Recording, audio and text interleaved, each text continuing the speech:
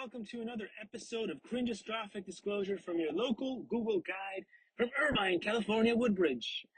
And so what I'm thinking is, oh boy. Look at this map. Look at this map here with Joe Rogan. He's showing the map, and it shows you that it's all red. It's all red. So if Nikki Haley.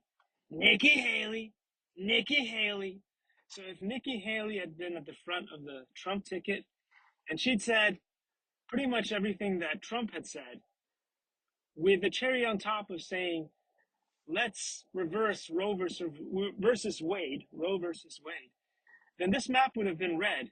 Like it would have been a clean sweep red all the way around, which shows that if you've been one of those people that's been watching left-wing legacy media, you got blindsided like bigly. But again, should we be counterproductive? Like this is something that happens every time. The left is in power, so all the right people attack the left, so the left can't do anything positive, and so it all goes to crap. And then the right wing is in power, and then when the right wing is in power, the left attacks the right, and the right can't get anything done. So maybe I'm hoping that this time around, since we've got a lot of Gen Zs and younger kids who seems to be tired of the gaslighting. I don't care if it's coming from the right, I don't care if it's coming from the left, but the gaslighting that's been going around has been like unbelievable.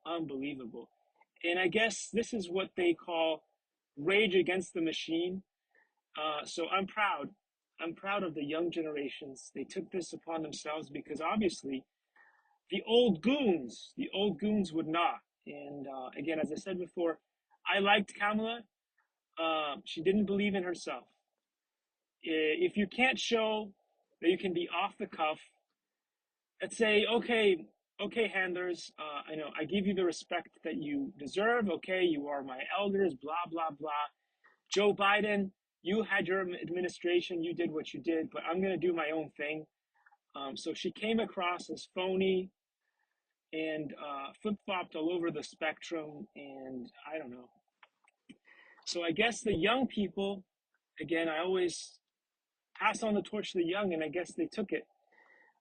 They took it upon themselves to do this. I'm hoping, again, the problem with Trump is I just don't believe anything that he says.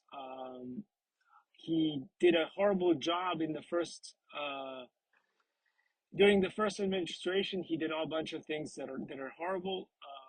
But maybe if the youngins and those three, Tulsi Gabbard, Elon Musk, and RFK, can keep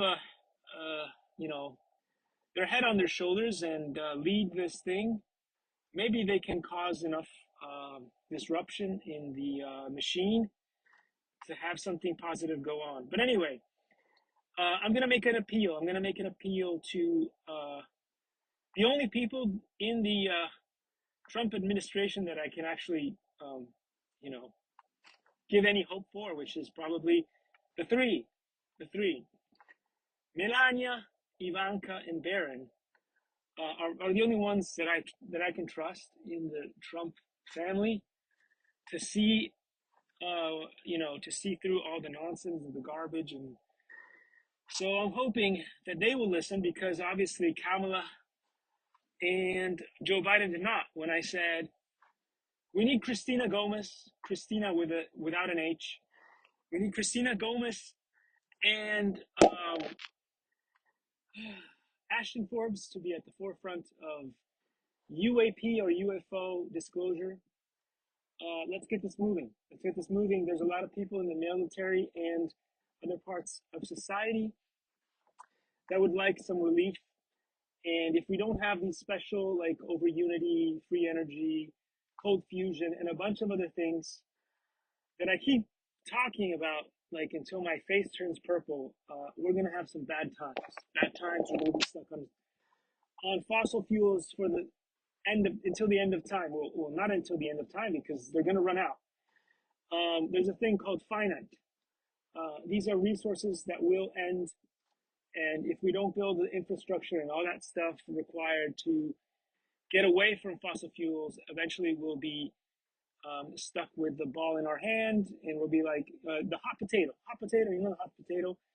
That famous game where the kids throw the potato, and whoever is stuck with the potato needs to leave the circle. Well, yeah, that's what we're going to be like if we don't disengage from fossil fuels. But again, as I said before, you can't do it by destroying one industry after the next. You can't do it by banning fracking. You can't do it by doing any of those things. It's much more complicated than that. And if we don't do it, eventually we will be stuck with the hot potato in our hands. And that will be the movie, the most disastrous movie of all time. The Day That Gas Ended. Somebody should make that movie, by the way. And don't make it woke. For God's sake, don't make it woke.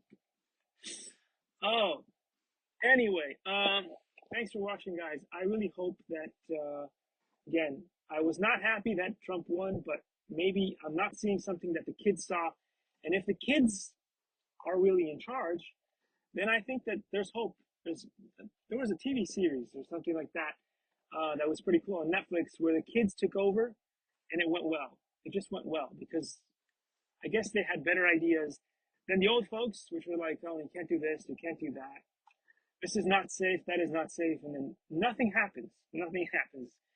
If you regulate and over regulate every single thing, then you can't do anything to solve anything. That's why America was the first or whatever to make trains, but we're the last in trains right now. We don't even have a bullet train. Have you seen the other countries? Anyway, thanks for watching another episode of Cringe-Graphic Disclosure, and I hope I see skies of blue and clouds of white. Anyway, thanks for watching. I'll see you. Take care, guys.